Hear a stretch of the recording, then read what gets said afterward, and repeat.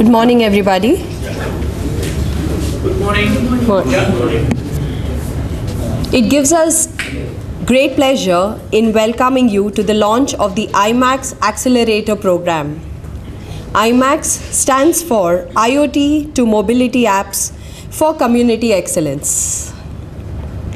As many of you might know, IIIT-B has been playing a vital role in nurturing innovations and incubating startups for quite some time now.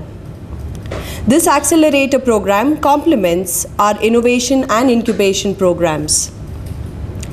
In today's inauguration program, we have with us Mr. Rohith Bhat, CEO Robosoft, who epitomizes the founders and startups that we would like to create as part of the program. He will be sharing his valuable views on startups and the support ecosystem. We also have with us few of our incubation firms. One of them would be sharing their views on our incubation program. We will be introducing and welcoming our very first batch of I-MACX Accelerator startups and the associated partners, mentors, and faculty. Before we move on with the proceedings, kindly allow me to introduce myself. I'm Roshni D'Souza and I focus on student placements, industry outreach, incubation and public relations. Let us start the program with the lighting of the lamp. I welcome our chief guest, Mr. Rohith Bhat, Professor Sadagopan, a mentor, one of the mentors of our program, and two innovators to begin the ceremony, please.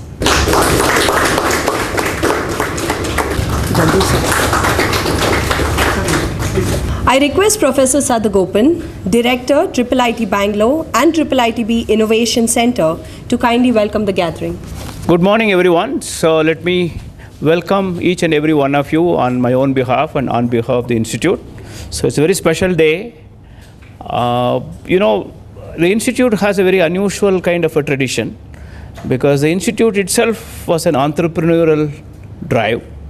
Okay, so first and foremost, unusual people got involved. At least one of them is sitting very much here, Mr. B.V. Naidu, and that is how the Institute is formed. And somewhere you will find that our own mission statement, even in our mission statement, we actually said we will focus on research, education, and entrepreneurship. And we have actually lived up to the word because the very first batch, out of the very first batch of students, there was one company formed. That company continues to be around, doing well. Good baby, small baby, not a very big baby, but very well, doing very well. So in a sense, it has been part of our tradition. And we also realized that in the last few years, incubation was getting less important. In '99, incubation was a big deal because there was no place where internet was available, computers were expensive. Okay, so all those things are becoming less of an issue. Smartphone does most of the stuff. Cloud takes care of everything else. You don't need a data center. So we thought that we should change with the times. And that is how we have the acceleration program. And as an institute, we have always been working very closely with industry. So we always felt that free movement of people between academia and industry is an important element of contemporary IT, and that's why we have people like Ramesh, who used to be with Motorola, coming and kind of driving the whole thing. And I'm happy that something is happening. And as Roshni said in the beginning, so small things don't make us happy. We need to shoot for the stars. And I keep telling the students these days, reaching the moon does not satisfy me. You have to reach for the Mars because we are sitting in Bangalore, right? So similarly, we should actually have Rohith Bhat ++ and Robosoft ++ happening out of these accelerators. That is the only thing that will give me satisfaction. And all the best. Thank you. Thank you, Professor.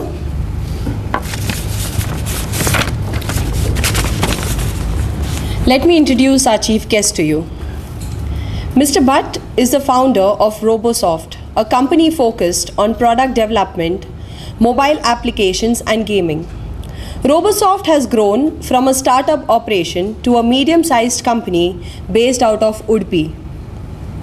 Mr. Bhat had earlier worked at Robosoft Corporation in Japan and Larsen & Toubro in Mumbai.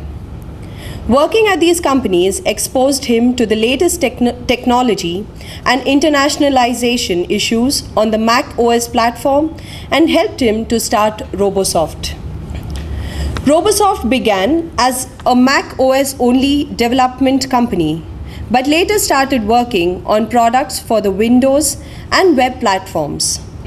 Mr. Bhat has successfully negotiated for projects from clients like Apple, Intel, Philips, I-MACX and HP. He started 2 product subsidiaries, Global Delight and 99 Games in 2008, to build and sell products to consumers at a global scale. He holds a bachelor's degree in computer engineering from Bangalore University. I now invite Mr. Bhat to kindly address the audience. Good morning, everyone. Yes, I think on the front row of the seat, I have 2 people whom I have a lot of respect for. Professor Sadagopan, who constantly inspires us and motivates us by calling us for events like this and makes us feel important. Okay, I'm not that important, but he makes us feel important. Thanks for that. It's required for entrepreneurs who go through a lot of difficulty in their whole entire career. Second one is Mr. Naidu, who was responsible for getting Robosoft certified into STPI scheme back in year 2000, when we were still very small, still struggling, and looking out for incentives from government to really grow. And he was really kind enough to clear our proposal in one instant within a day. And that was something that I always feel very indebted to him. So 2 people who had a huge impact on us. And I'm telling that because when you start your entrepreneurship career, you need your own godfathers, you need your own champions. Okay, and you don't know where they come from. Some people they're family, close friend, but there are some people who help you when they don't need to help you. Okay, but they still go out of their way and help you. So thank you to them. So I thought I'll just quickly tell you about my journey. How we started out, and where we are, and probably some of the things might be of help to you, I hope.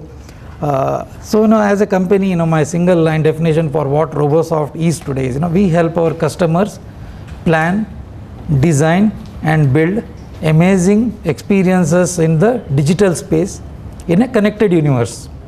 So now you understand this. Plan. We help a lot of customers don't know what they want to build. They know mobile is important. They know digital is important. They know social is important, but they don't know how to put the whole package together. So we help with the planning. Then we have design. We have a great team of UI UX designers in house. More than 40 people. The studio is based in Bombay. Doing just this. Okay, then third is engineering. Robosoft has always been known for fantastic engineering. Okay, so we do a lot of fantastic engineering. Now we are telling our customers, hey, look, come to us. We'll take care of the planning part of it. We'll take care of the design part of it, and we will build the whole stuff. So right now Robosoft claim to fame is mobility, but mobility is not mobile as we knew it in 2008 when apps were beginning. Mobile has become social, mobile, analytics, cloud, SMAC. Okay, we have added a new dimension to it. We call it SMACs. The last S stands for security. Okay, there is a lot of information that we gather from our customers, and we owe it to the customers to ensure that it all stays secure. Okay, so when I started this company back in 1996. I had just come back from, I had been to Japan as part of my work. I got a job there, and till then every kid's dream back then was to go to US, right? You finish your engineering. I finished my engineering in '92, go to US and settle in life. So I got a rare chance to go to Japan, and when I went to Japan, that was the time when Japan was at its most powerful. The yen was 83 to $1.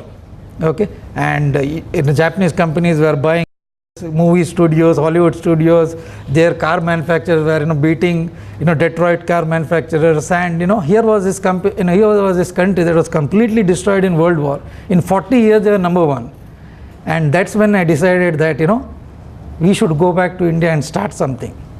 So that is where the that's where the whole thing ignited in me. So when I came back to India, I said I'm going to start something. I did not know what, I did not know how, but we started something. Back in those days, getting a telephone connection was it took you 1.5 months to get a telephone connection, even after paying priority fees. Internet was not heard of, and we started this company, and I started this company out of my sister's place in Bombay, in her living room, and probably one of the first few people to get the connection from VSNL, which I just introduced that in the country. And in the first 2 years of my life, we started building products for Apple Mac platform. Our first customer was Apple, and they were happy, and they started directing us to their partners around the world. And we started working with our customers from different parts of the world. For 2 years, I had not seen my customers at all, face to face. I had not met. It was all through internet. Then I realized, if my customer is not bothered about where I am, why should I be bothered? And Bombay was becoming too difficult to grow as a small company, because you are competing for talent, space, there's not much of money. So they decided, let me go back to my hometown. Getting a loan will be easy. So that's what prompted that move from Bombay to Bangalore. So when we came to Bangalore, again we started out in KREC STEP. They had a Science and Technology Entrepreneurs Park. So we started as an incubating unit there, because only KREC back then had an internet connection. And we said, okay, we have to be where the internet connection is, and we were there in KREC STEP for 2 years. And then we finished our 2-year mandatory period there, and we had to leave that premises. And luckily at that time STPI happened for us. They opened a transmission center in Manipal, and we could go to Udupi. Okay, so that was kind of like a back to our roots. So in Udupi our journey started in 2000, and we started working with clients from across the world. Then in 2008 mobility happened to us. We got into mobility because Apple introduced iPhone, and we had a fantastic relationship with Apple, and they gave us access to the pre-release SDK of the phone. And when the store went live with 200 apps on day one, that Steve Jobs said, this is an app store. 5 of the apps were built by Robosoft for its customer around the world. And when we saw the kind of, because back then our customers did not know how to manage their app store account, and we were managing it for them. And what we saw was phenomenal. Okay, we saw consumers taking to these apps, like, I don't know, it was like massive, and we thought, there is something big happening.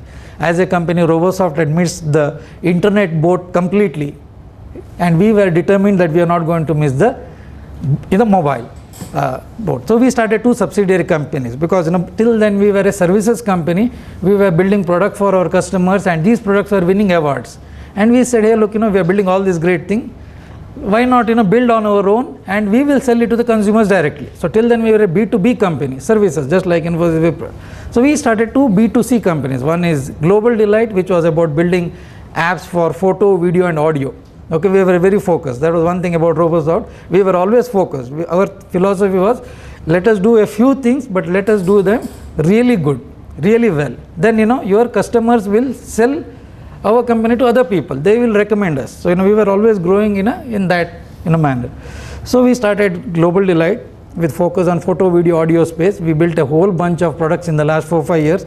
Many of them have won Best of Macworld Global recognition award. They were featured in Apple Best of 2012, 2013, 2014 apps globally. These are all global products. And the other one is 99 Games, where we built started building mobile games. Okay, so the common thread between Robosoft, 99 Games and Global Delight is we're all very focused on mobility. That was a common thread for us. So a lot of fantastic things happened. As we started building products of our own, we started going into the top charts of Apple. We were there in the top 10, top 15, top 20.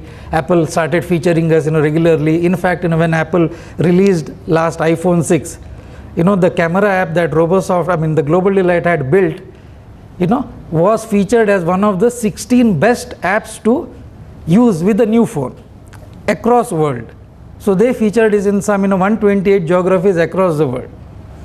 Okay, because they really loved what we had done for them. So Apple values innovation, and our pure thing in Global Delight was we should sell on innovation. Our product should be innovative that consumers really take to that. So all along it is that innovation, and it was the focus that we as a company had. Recently we one of our games in 99 games called Star Chef. Okay, it's a restaurant, it's a restaurant management game. It's a social game, the kind of game that is Farmville, but in a restaurant context, is doing really, really well. Okay, there was something very, very eye-opening that happened to us 2 weeks ago. Apple featured us in China. So till then this game was we were probably generating revenues of around $3,000 to $4,000 every day on that game. And they featured us, and USA was a #1 geography. Within 6 days of our being in China became #1. Within 6 days, it beat US, and we never thought that would happen. We never thought something anybody can beat US in terms of monetizing, but it happened for us. So why am I telling this? I am telling this because what is happening with China today will happen with India in the next 3 years. Might be happening sooner than that, we don't know, but we think there's a very good chance that we have a 1.2 billion population. Last year we sold 80 million smartphones. They are predicting, industry is saying that we'll sell 200 million smartphone in this country in this year. That's like a huge install base, install base of 250 million. Okay, so by 2016 I don't know how many installs we'll have. Maybe around 600 million smartphone install base by the end of 2016.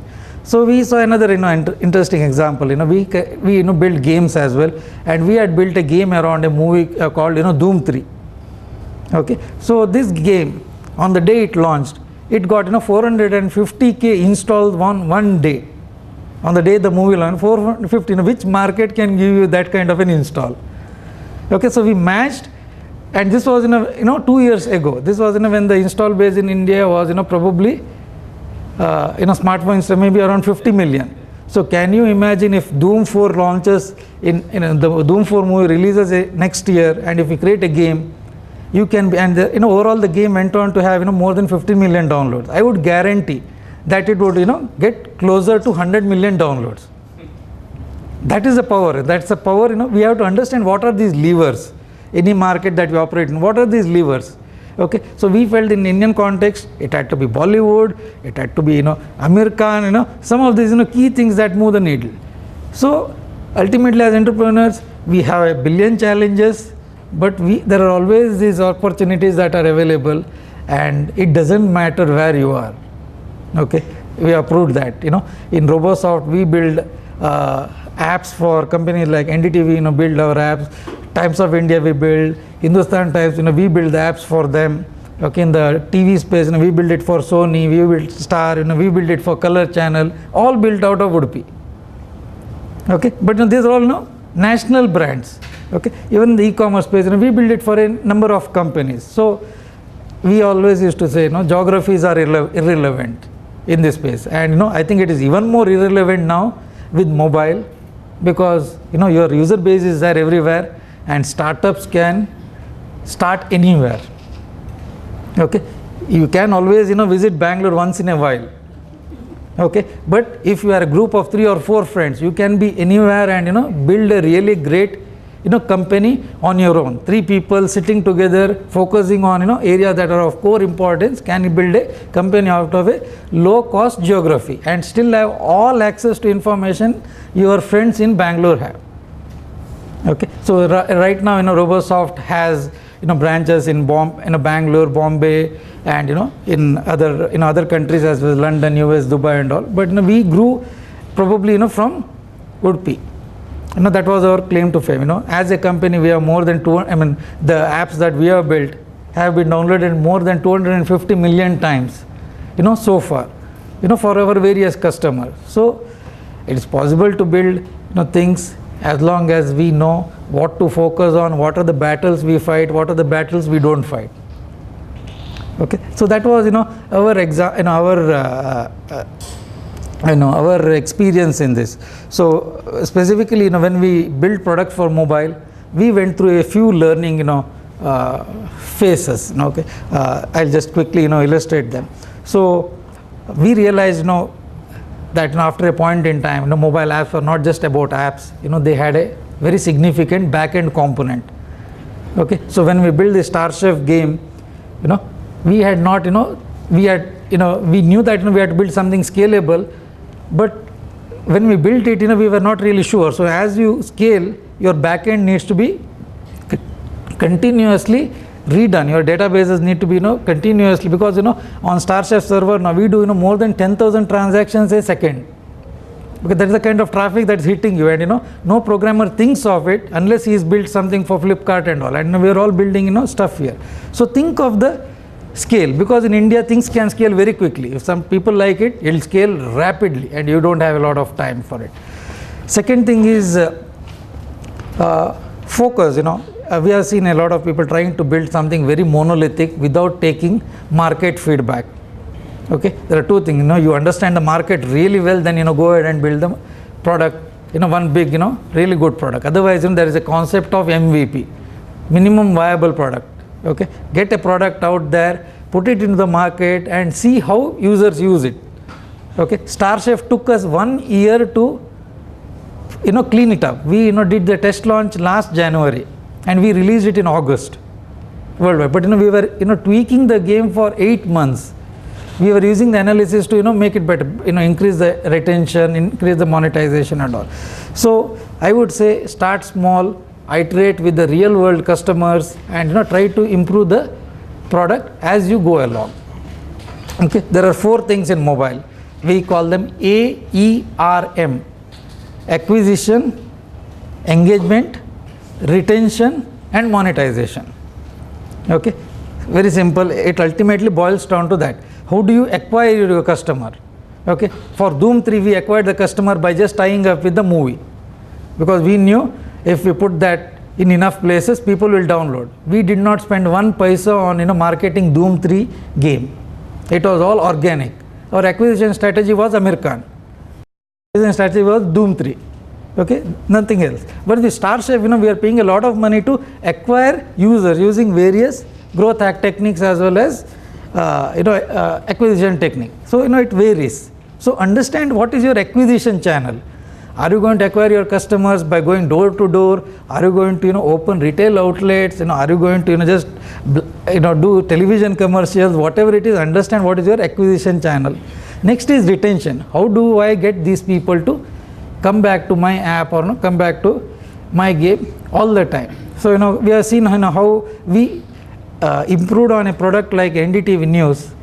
Okay, over a period of time, their initial engagement was very bad, but then they realized the magic of push notification, and push notification would go, people would automatically flip on, and they would sell that data, saying that here, look, there are so many people interacting with the news app. So that was assisting them with the monetizing.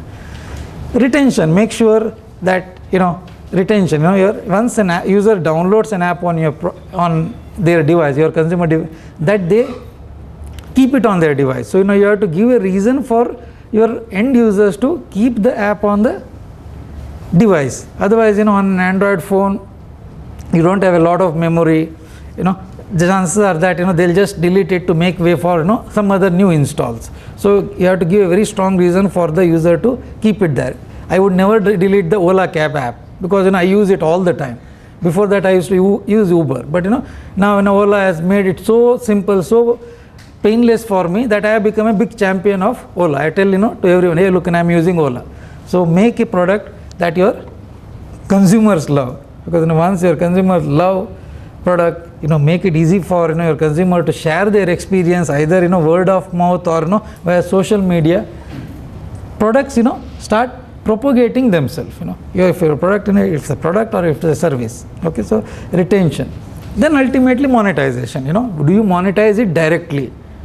Okay, So there are two ways. In a game, in an app, you can monetize directly by making the user purchase something within the app or game, or you monetize by other means. Like a news app monetizes by selling advertisement. Okay, Uber or Ola cab monetizes by getting the passengers to use their car. So you understand what is your monetization model. Okay, people with very deep pockets will just acquire, build a large enough community, and they will say, look, we are going to monetize after 3 years. Okay, there are companies being formed in the country right now where they are saying, Rohith, after 3 years we will be the number one source of acquiring Indian consumers. Till then we are going to spend $50 million, and VCs betting on them. Many companies that we work with. So we ask them, what is your business? We don't understand it. Why are you doing this? They privately say that, hey, look, we are doing it because in 3 years down the line, discovering good apps is going to be a huge problem. Okay, we want to fight with Google at that time. We want to fight with Facebook at that time. Okay, so there are different models that are being worked out. Make sure what is your model. So we call them our AERM principle: acquisition, engagement, retention, monetization. Okay, so I think at a very high level, those are the things I could think of that might be of a direct relevance, unless you have any specific questions, or we have the time for that, which I'll be free to or happy to answer for you. But yes, the underlying thing is, in this time and age, you can build a company out of Udupi. You can build a company out of Gulbarga, you can build a company out of Tirunelveli, wherever it is. It is very easy. Technology has made that easy. Funding is one such challenge for a startup. The two source or three source I can say, one is self, family, friends. The other one is the other investors, private or individuals. And the third one that we look for social impact sector, where the government comes into picture. You do something for the industry, so you can get funding from government also. Yeah. It's not that they don't give, but we don't know how to take it. So yes. How do you address these challenges? Yes. So friends and family is always the easiest, because they know you and they'll bet on you. Okay, I think right now that's a good model. The next model is, there are a lot of people now with deep pockets willing to invest. We call them angels. Okay, so it's not an organized industry as such, but there are plenty of angel investors in the country who will look at an MVP product and back you. Okay, if they like the small product that you have built, the prototype that you have built, they're willing to fund you, but that funding will be less than 20. It's generally in the range of 10 lakh to 50 lakhs, and generally you have to see, ultimately you have to decide how much you are going to dilute, for how much you are going to get. Okay, if you take a bank loan, you are not diluting anything, but if you take an angel, you have to dilute something. So think about these parts, because these are the long-term decisions that will come to bite you.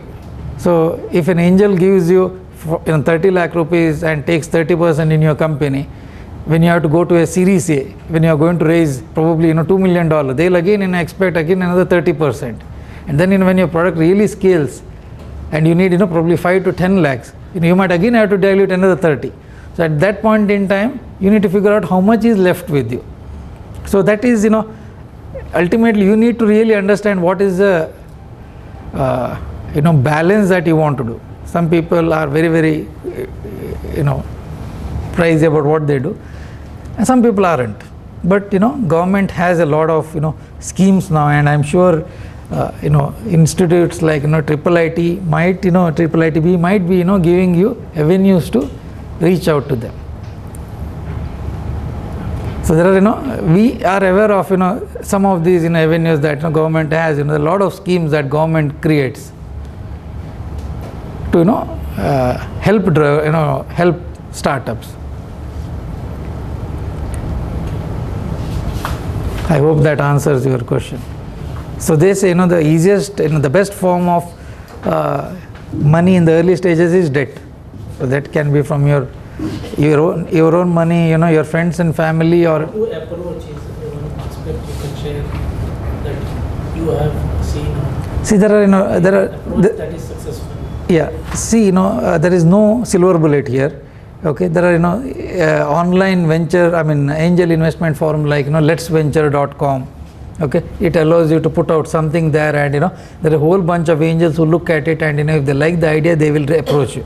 That's one way of doing it. You don't have to knock on so many doors, but you can, put that. But generally, the early days, people always bet on, the investors always bet on the person, then on the idea.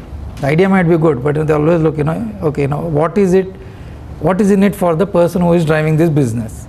Will he take my 30 lakh rupees and, if it doesn't work out in 6 months, go back to his job? That's the number one, criteria. So you have to show them, look, it is me, I am, tied to this. So you have to show that commitment to them.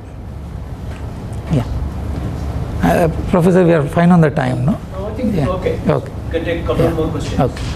Sir, I just want to ask you a question. My name is Prabhu. You mentioned two apps, one is Uber and Ola. Can your company build a better app than Ola? See, now, Ola is not just an app, okay? Ola is an experience. Uber is not an app. Uber is an experience, right? It is about, how easy it is for you to just say, find an app, and for the driver to come in, pick you up, drop you off without, giving you any hassle. He'll give you the right change. Okay, he'll not give you. See, now the thing is, I use Ola now more than auto because, every time I get into an auto, when I get down, I end up fighting with him. And I go to a meeting and my mind is all in a disarray. With Ola, I know I'm paying a little bit more, but I'm paying for my peace of mind. Your company can build an app like Ola? Yes, technically we can build. How long will it take, sir? It takes, anywhere from, 2 to 5 months. Okay, I will give a partial answer to your question. So, okay, taxi for sure actually built something better than Ola, but now it is going back. Okay, so they're all getting merged. But I think what is important is that you don't look at app as an app. See, because you also have to service. Yes, and we have seen that in the the TV industry also. We built fantastic app to them, and then they put content that doesn't make the app look great. So then we have to tell them, hey, look, we have built the app like this. So you have to unlearn whatever you learned in the online space and relearn it for the mobile. So coaching them on that took us 6 months of our time, and we wanted to be proud of it. So we are saying that, look, don't do it this way. So there is a lot of unlearning, people when they come from another industry to mobile that needs to happen.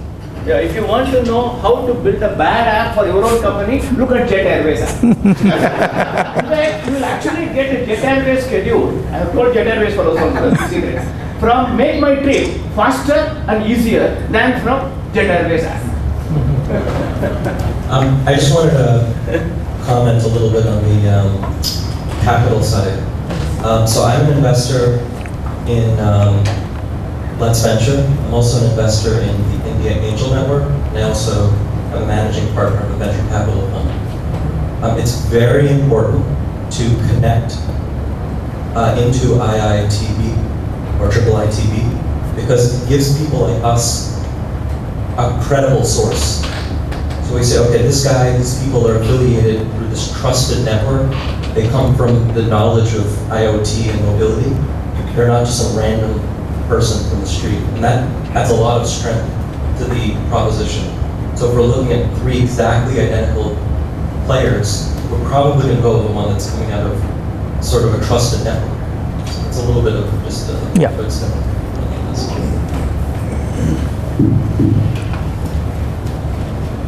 We'll take one last question. Yeah, thank you. Please. Yeah. So just going back to the question that you asked in terms of social impact space or even working with the government. One of the things that you may want to look up is the Karnataka government's engagement in this space.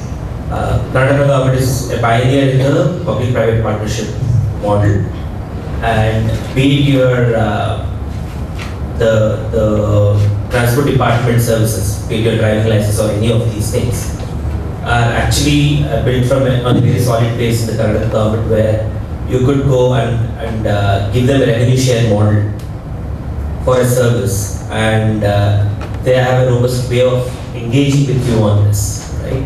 So that's where, I mean, you could bypass many of these requirements, go with the idea of a minimum viable product, and look at the pain point that the government is going through in serving its own citizens and customers. And from there on, you can move forward on that. So explore that, and I think we should be proud of how far we have gone in the current government itself in opening up this public-private partnership. So if you need any questions, I'll be more than happy to answer. And I forgot about Thank you, Mr. Bhat. I request Mr. D.V. Jagdish, CEO Outreach IIIT-B, to give us an overview of our Innovation Center. A very good morning, and once again, hearty welcome on behalf of the IIIT-B Innovation Center. Yes, let's talk a little bit about the center that aspires to build the next Robosoft ++, as Director said. So I welcome all of you, particularly the participants of the I-MACX program. So this is a very important day for us that we're launching I-MACX under the umbrella of the Incubation Center. The name officially is IIIT-B Innovation Center, that was started in 2009, very much keeping with the ethos of IIIT-B of one foot firmly in education and the other foot in the industry. So IIIT-B has been bridging and connecting academia and industry for a long time. So this is another important touch point for us with the market and the industry. So what are the goals of IIIT-B Innovation Center? One, we promote and commercialize the technology, the designs, the patents that come out of IIIT-B. We take it to India and around the world. The second is there could be novel ideas from our alumni or from outside, and we incubate such ideas and help convert those into viable, commercially successful products or services. The third is, we often ask this question, in this day and age, do you really need a physical incubation space? You can work from anywhere, right? So geography is not important.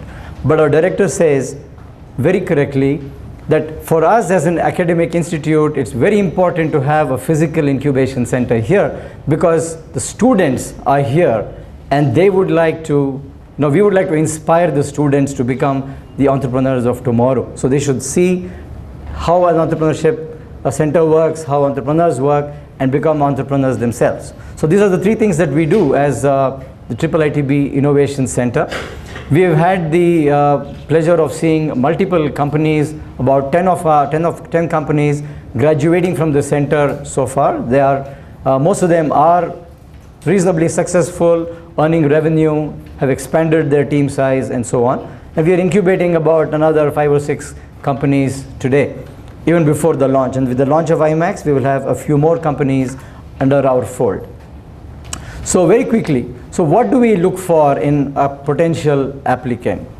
So what are our criteria? Because each incubation center in the country could come with its own set of criteria, and those that are important to us. Number one, what is the idea? What's the novelty of the idea? We are an education institute, and we differ from a traditional venture investor who will look for commercial success only. But we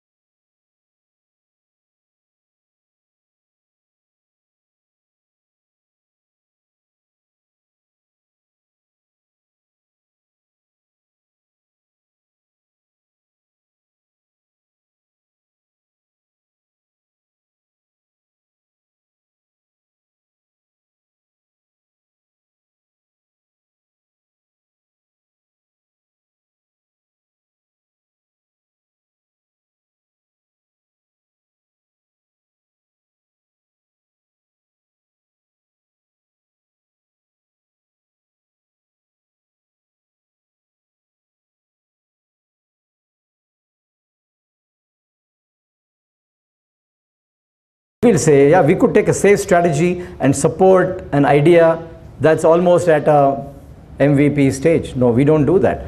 We come in at a much higher risk stage, at the seed stage, when it is just the person and the idea. We're willing to bet on it and support bright ideas, committed individuals who will say, I'm going to make this idea successful tomorrow. So how novel is your idea is very important. Second, of course, we look at, is there an IP potential? What's the scalability? Of course, those are standard things. But another very important criterion for us is, what is the potential for interaction with the institute? We have a very rich skill base here through our faculty, through our students and researchers. We are a postgrad only institute. So all our students are either MTech or beyond, PhDs. So, and our faculty, they're all PhDs with significant experience in the industry. So, and we have a rich ecosystem. So together we have a very rich talent pool, and we would like to ensure that incubatees who come to us are able to leverage this rich ecosystem. We look for a vibrant two-way communication, and we also look for help from incubation companies, because they often bring tremendous skills themselves and they are able to add value to our ecosystem. So it's a two-way process. Then of course we look at the business plan, the person, and then we have a very simple process and quickly decide whether we would like to incubate this company or not. And having decided that, again, we have very flexible models of incubation. It could be with funding, without funding. It could, if it's funding, it could be as equity or as debt, right? And we've asked our incubating companies, what is it that you look for? What is the value that you see being here? And they talk about several. Many of them come and say, no, we don't want your funding, but we would like to be located here for all the other advantages. And what are those? One is, as I said, a very good access to rich pool of talent here. So that is one. Second is the whole ecosystem. We are in electronic city, the industry is around here. We have a lot of interaction with the industry. And the third is that we have a very good ecosystem of mentors in a variety of areas. There could be in technology space, there could be in legal advice, there could be investor community, and so on. In fact, today I would like to acknowledge and welcome EduTech and IBM, who are both here as part of our ecosystem. You will get a chance to interact with them and understand what value that they could add to your business. So this is again very important for us, that we bring in a diversity of connections for you when you operate from here. So to cut a long story short, so it's a very vibrant place. So that is the value that most innovators, most incubating companies look forward to, in addition to the traditional ones of facility. I didn't even mention. The fact is, we have a ready to go plug and play facility, a dedicated area here where you don't have to bother about where do I locate my company. You come in here, it's all found. There is a physical space, there is physical security, there is broadband, there is nice environment, and a lot of peers, similar innovators that you can exchange ideas with. Right, so that is the ecosystem that we bring in here. That's the umbrella under which we are launching I-MACX today. In fact, some of the ventures that we have, one or two of them may share a couple of their experiences with us if time permits. So I look forward to your interacting with them. They'll be here as well, during the breakout. So do talk to them. And we have some exciting plans ahead as well. I-MACX is one important one. Similarly, we are in touch with universities abroad to have collaborative relationships to bring in some of the incubation best practices here in the country. Another significant opportunity for us that we are engaged with is the recent legislation on CSR. Government has mandated companies on CSR, and one of the allowable CSR investments, as we all know, is investment in technology incubation centers that we are. So that would be another significant area for us to engage, both in terms of raising finance, but also in terms of access to expertise and technology. So a lot of things are happening. So it's an exciting time to be here. So I wish you all the very best, dear participants of I-MACX. And with that, I would like to hand it over back to Roshni. Thank you very much. Thank you, Mr. Jagdish.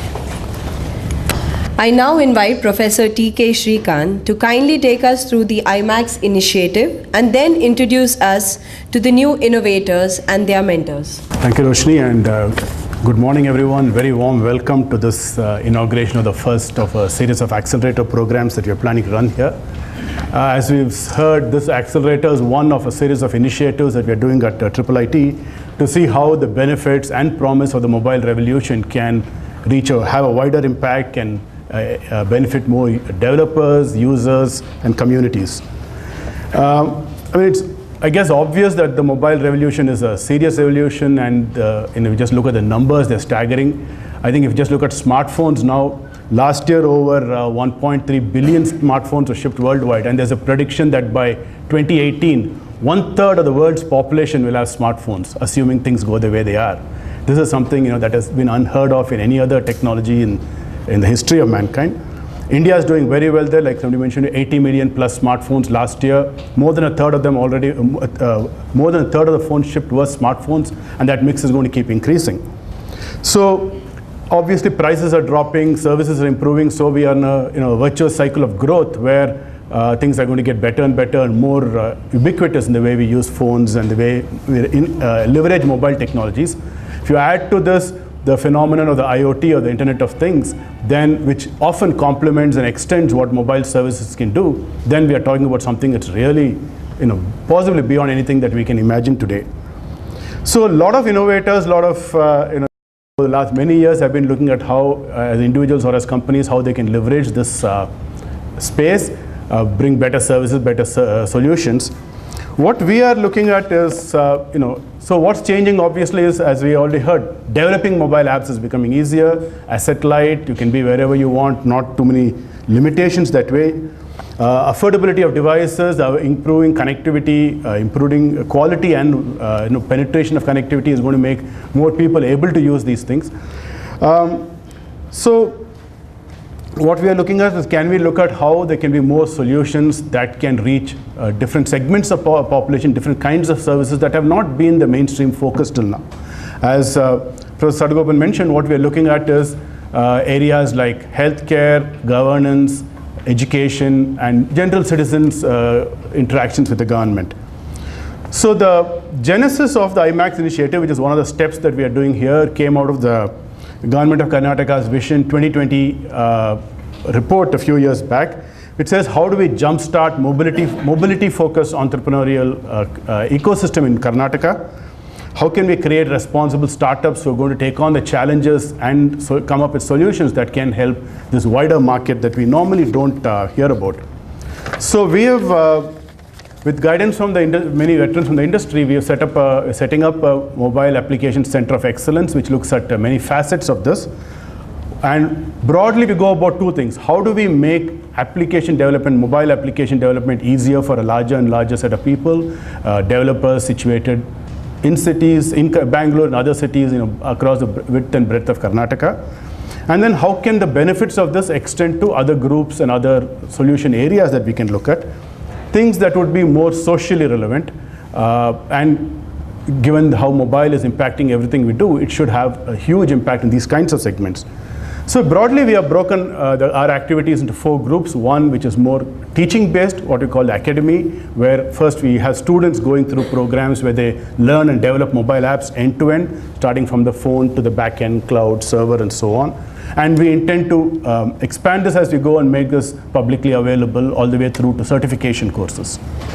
The second is, one of the inhibitors in mobile app development is dealing with the variety of devices and the operating systems and other things. So one aspect of what we are doing is setting up a test lab which will make available a large number of devices which can be tested either here or using software remotely through the cloud.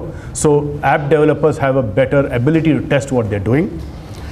Then we have put together what we call a Center for Socially Relevant Apps, where we are engaging with organizations, governments, and that are engaged in the social sector, trying to understand the requirements, see what is different and how the mobile technologies can better serve them. So some of the people here, so for instance, we've been working with EMRI that runs the 108 service to see how the ambulance service can be run better using IoT and mobile technologies. We are talking to Akshay Patra Foundation to see how some of the services they do can be done better. We have talked to a lot of NGOs, associations, people with disabilities, Youth for Seva and others, trying to gather, and actually we have done proof of concept projects on many of these to show how mobiles can actually be used in these kinds of settings. We are now looking for partners who will work with us to take these out into the market and make commercially deployable ventures out of these. The other part is the acceleration incubation that we talked about, which is why we are here today. How do we help startups who are broadly focused in this area move forward quickly with their venture, with their plans, and take them to the levels that they would like to go to. So to summarize, therefore, the objective of the I-MACX Accelerator is really an enabler or a catalyst for organizations, startups of this kind who are looking at getting started in the broad social sector. We have a goal or an aspiration to inspire 200 plus civic startups over the next 2 to 3 years, starting today. Overall, how can we contribute to Karnataka continuing to be a leader in the IT space, especially in the mobility and IoT spaces. So the structure of the program itself, so the accelerator will be a series of 3 what we call 100-day programs, roughly 3 a year. Each batch initially we're planning to work with 6 to 10 teams, and as we stabilize, we'll scale up that number. So we provide them with the infrastructure and environment that comes with the incubation center, support and connections that will help them validate their plans, validate their ideas, and take them all through to business plans, go-to-market plans, and so on. Connect with potential market customers, investors, and like Jagdish said, some of them will hopefully actually formally join the incubation program and take their business forward. So the way we are doing this is, obviously we leverage all the capabilities and infrastructure we have here. We have faculty who deal with the whole variety of topics related to this, starting from sensors, IoT, mobility, cloud, analytics, embedded systems, and so on. And we have also a group that looks at impact of IT on society, and so they bring in the sociological and other aspects of IT and how specifically mobiles. We have teamed up, or we are happy that a large number of people have come forward, experienced veterans who have come forward to help become mentors, trainers, teachers in this initiative. Many of them are in this room. And putting it all together over these accelerated 100-day programs, we are looking to help startups move forward quickly in this space. We started the process-wise. We did an application on the F6S website. In very quick time, we had about 39 companies who had expressed interest, 21 of whom had put in solid applications. So we screened them. We shortlisted to about chosen 7 companies here for this first round. A few more that we would have liked to have, but they had constraints of location or people not being available and so on. We hope they'll join us either later in this program or in succeeding programs. Some of them are actually further along, so 3 or 4 of them we are going to connect directly to our incubation because we believe they're right for incubation itself, not for the acceleration. So it's been good. We were pleasantly surprised that what we thought was a need was indeed, and that we have a very good reaction or endorsement from the startup community in joining this, and we're happy to take this forward from here. So as I said, this will be a 100-day program starting today, going on till June 9th. We have structured a series of, so it's in many facets. One is a series of structured classes, workshops that various people will come here and present, where they will talk about topics of relevance to startups, product management, understanding requirements, product planning, business planning, and all the way to HR, finance, legal, and those kinds of activities, which all are needed as you move forward in your journey. In addition, as I said, the mentors and advisors will be available in various modes. We will work with you individually to understand your needs and connect you up with the mentors, and you would have structured or unstructured interactions with them.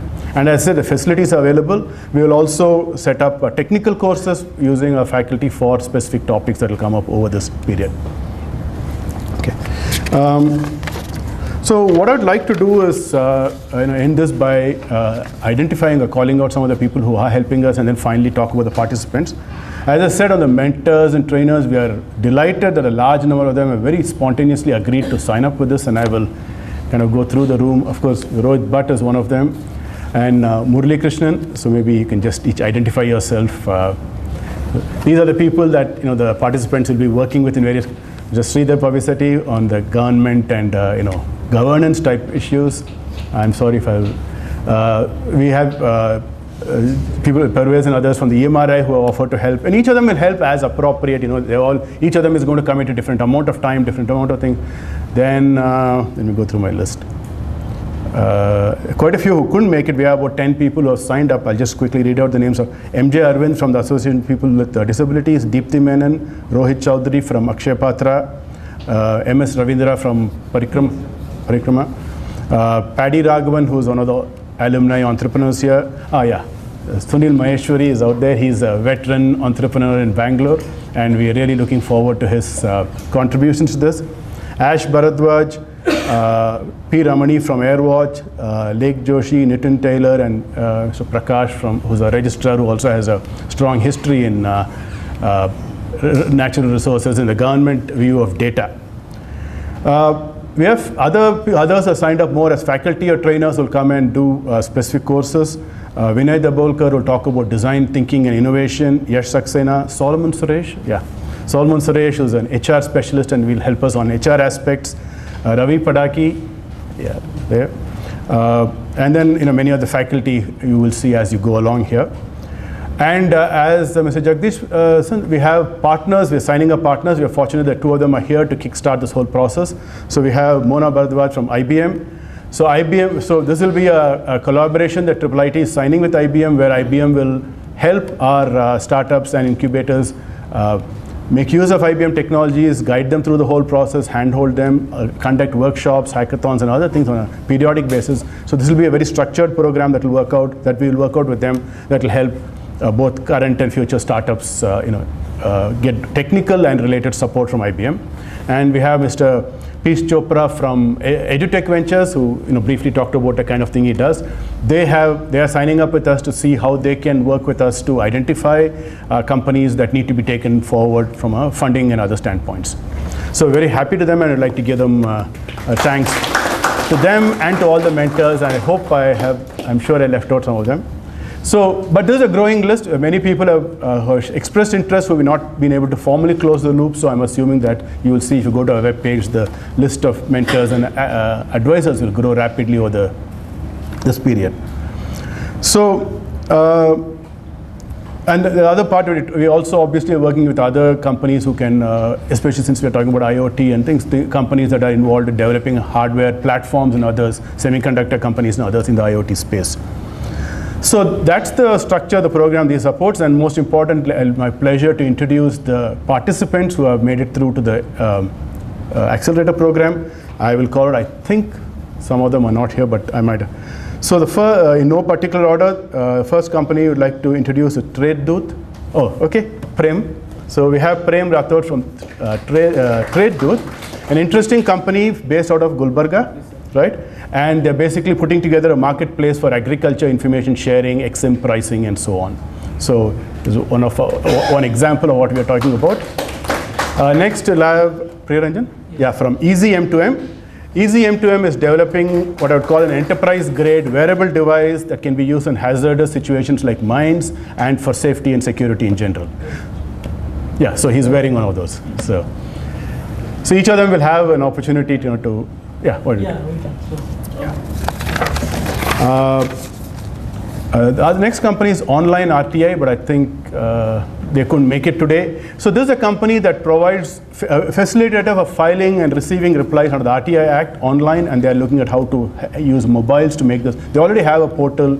They're backed by a bunch of lawyers, ex-IAS officers and others, and they're looking at how to, using mobiles, how this can have better reach and better impact.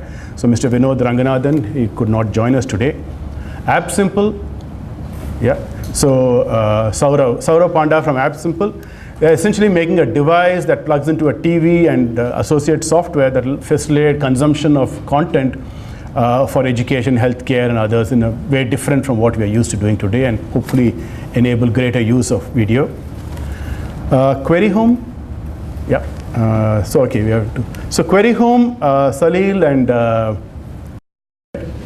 So Salil Agarwal and Indra Masidu from Query Home, they're developing a platform which they call Quora for non-technical purposes. Essentially a platform that will enable interaction between citizens, customers, and government and enterprise, or within organizations itself. So we are looking forward to working with them to take it into interesting spaces. Clytix, yeah, so a couple of people got delayed or couldn't make it. So Clytix is an interesting analytics firm which is looking at how you can leverage data to improve energy consumption, reduce, impact the energy crisis problem. So they will be joining us also. Suvashish Chatterjee and Vinay Kumar. And my photobiography, I think this is a company that's being actually started out of IIIT, where essentially it's a mobile app that will let people track the mother-child growth right from early pregnancy stages to early years, and put it together in a form that can be shared and built on. So this is a set of initial companies. We have some other companies like open brackets, Puja, right? Open brackets. I think they're still trying to work out how they're all IIIT alumni who are trying to create a set of apps and an app store for educational institutions. And I think they're still trying to figure out how exactly to participate to work around their constraints. So I suspect one or two more we will add, or once we get a better handle of the logistics part of it. So that's the kind of the first batch. Congratulations to all of you. We wish you all success. Looking forward to working with you all in this journey together, and We should get whoever is present here for photo. Yeah, we'll do that. Yeah, yes. We're planning to do that. Yeah. Yes. And once again, welcome all of you, and thank you all for your support. We also should mention people like Mr. Bala Chatur from our core group that helped put together the whole mobile apps initiative and is guiding us from that. So a lot of people have helped in putting this together. This is the start of a new initiative, and we look forward to making this a big success for all of you and for IIIT. Thank you. Special thanks to Mr. V.V. Raidu. Yeah. So, like V.V. Raidu and Pulkan and a couple of people in 1998, the people who put together what is called the new policy for the country. And many of you probably may not know, the first IT department in the country happened in Karnataka, not in Delhi. It went to Delhi from here, but now it has gone to other countries also. And he was running the STPI. He has now changed it in different formats. He is now also VC funding. More interesting stuff, he has been the continuous member of the IIIT-B board. Thank you, sir. Thank you, Professor. Thank you, Professor Shrikant. I now invite Milind from Chipmunk, one of our incubatees, to kindly come forward and share his experience as an innovator in the IIIT-B Innovation Center. Good morning, everybody. My name is Milind. So the company I'm talking about is Chipmunk, and we are one of the incubating company from IIIT-B. Our journey has been for last 3 years. When we started, pretty much we came here for some product, some development, but today what we are doing is totally different from what we had planned to do. I'll talk about what we are doing today. So our product is on data aggregation. It's a solution for monitoring, remote monitoring applications, and it is targeted to industrial segment. So we have used just a little bit about our journey. There was a talk in 2011 on India Smart Grid initiative, wherein it was presented that we should be developing a single chip semiconductor for this energy metering applications, which will be integrating a GPRS platform into it. So this was chaired by Sam Pituda. That time, we were that was a very enthusiastic talk, and I, being myself from a semiconductor industry, we thought of doing that. We had presented a case to them that this solution can be developed out of India, and that's when we got into this project. But while we were doing that, at some point of time we realized that it's not going anywhere, because the funds what required for doing a semiconductor is totally different from what we can normally generate. And while this was happening, we had already developed a solution which was sellable. So we thought of, why not taking that particular product to the market. And we got our first customer who wanted to use that solution for monitoring their generators. And so it was a very tough problem, because like for a generator which works on a in a very environment which is not friendly for people, like it's not a very work friendly environment. Okay, with as a challenge we took that order, and we could make it work, and our solution is working in FIEM for last 1.5 years. And that gives us confidence that this product, what we are developing, can really go to a very large scale. Today, when I'm standing here, we have got an order for our first order for manufacturing 200 units, and that is going for a street lighting project. And this year, that same customer is going to buy 2,000 units from us. So we can now say that the solution what we have built is now in production, and this product will really go to do our volumes. So just 3 points I'll try to point. Means 3 points I would like to specify here, which will help you when you are looking at building a company. First and foremost is market. We seldom, being engineers, we seldom look at what market and how we will actually sell our solutions what we are building. Earlier you hit the market, is better. Especially like it is when I heard the idea about the product you are building. So what one has to realize that when we want to build a product, we have to have the complete ecosystem present here to build it. Today, like for example, building a semiconductor is not difficult, because it's extremely difficult. It's easy to do in US or in China, but it's not very easy doing here. Market is not there. Then to build a way means we can do a service for a semiconductor, but doing a semiconductor here, it's extremely difficult. Doing electronic solution is good, but if it's targeted to consumer market, impossible. The reason is that you don't get today if I have a product in my mind, from where I'll get enclosure for that? Who will make that enclosure? Suppose I want to do say USB reader, I have to go to China to manufacture it. Like I cannot, there is no chance of getting that plastics for that.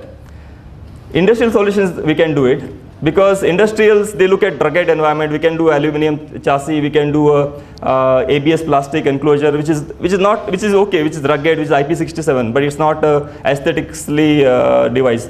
So we should look, you could have an idea in your mind, but as far earlier you hit the market, it's better, you get it validated, and that's important. So I think better to target industrial markets or infrastructure markets or utility markets. Those